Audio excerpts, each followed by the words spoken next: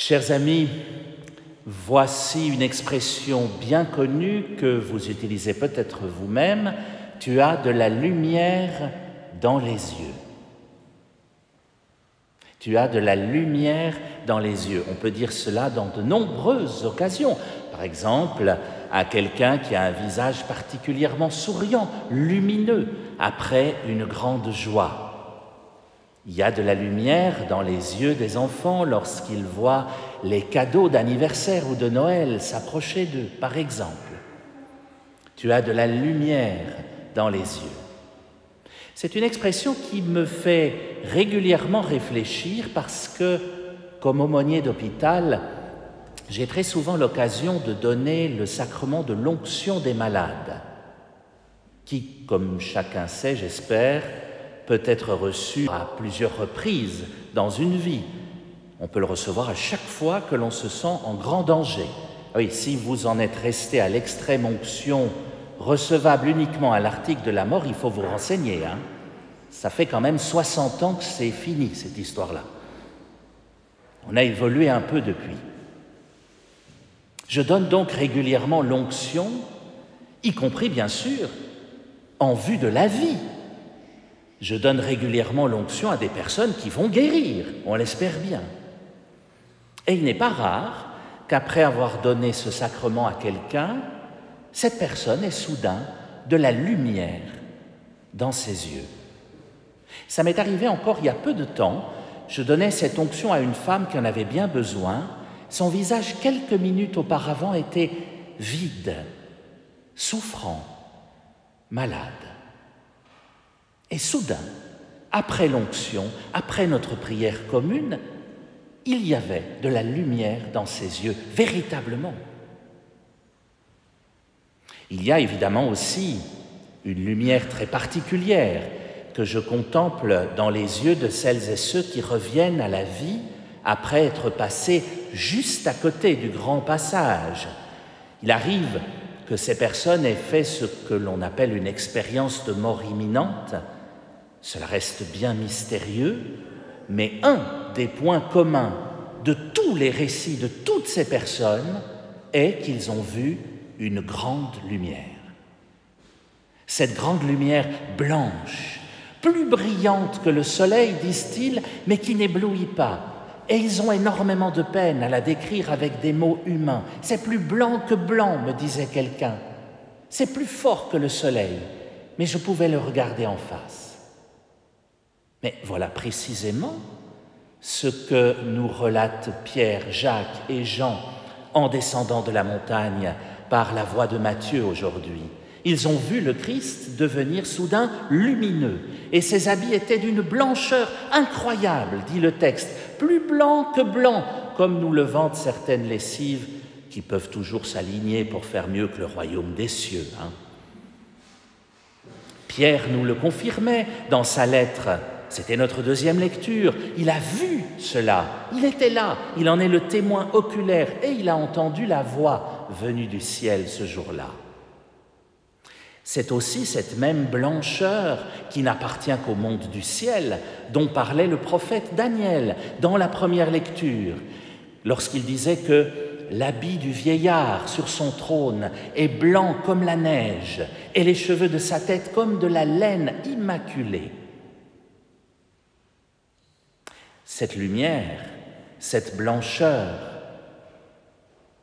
pour laquelle il nous manque des mots humains pour la décrire convenablement, c'est la lumière de Dieu. Quand on a de la lumière dans les yeux, c'est comme si on levait un petit coin de voile sur cette lumière divine dont nous parlent ces textes, cette lumière vers laquelle nous irons un jour ou l'autre et dont témoignent volontiers celles et ceux qui l'ont entreaperçue. Ce sont des êtres lumineux, en quelque sorte. Pas des illuminés, ne me faites pas dire ce que je n'ai pas dit. Mais ils sont lumineux, véritablement. Alors ce n'est pas réservé aux malades ou à celles et ceux qui ont vu un petit coin de l'au-delà, bien sûr. Les amoureux, parmi nous, ceux qui le sont depuis longtemps également, les amoureux ont souvent de la lumière dans les yeux lorsqu'ils se regardent. Et les amoureuses du Christ aussi. Et si on perd cette lumière, cela dit quelque chose de l'amour qui demeure en nous. Et je me dis que comme chrétienne, comme chrétien, nous devrions, pas seulement de ce côté-ci de la chapelle, être des amoureux du Christ, des amoureux de Dieu. Bien sûr, pour vous, un peu moins que pour nous. Nous avons donné notre vie à Dieu, tellement nous sommes amoureux de lui. Mais tout de même, on devrait avoir de la lumière dans les yeux lorsqu'on s'approche de Dieu. Par exemple, lorsque tout à l'heure, vous viendrez communier à la petite hostie. Je ne sais pas si parmi vous, il y a des personnes qui distribuent la communion parfois dans leur paroisse, mais c'est terrible dans certains lieux. Quand on voit la tête des gens qui s'approchent pour communier, vous savez, moi des fois j'ai l'impression que je leur distribue un horrible sirop pour la toux, je vois que ça, hein. Vu la tronche qu'ils tirent, c'est terrible. Alors que c'est la vie que nous recevons dans la petite hostie. C'est Dieu que nous venons recevoir dans la communion. On devrait approcher de cet autel avec des yeux lumineux, avec des yeux amoureux. Pas besoin d'un sourire jusqu'aux oreilles, je ne dis pas ça. Mais au moins, ça devrait se voir dans nos yeux que c'est la grâce que nous allons recevoir, la grâce de la vie éternelle. La grâce, c'est quelque chose d'invisible en temps normal, mais il arrive qu'elle se fasse visible, notamment dans l'hostie, ou notamment lorsqu'elle passe à travers notre figure, quand on a de la lumière dans les yeux. Et si je dis qu'elle passe à travers notre figure, ce n'est pas pour rien.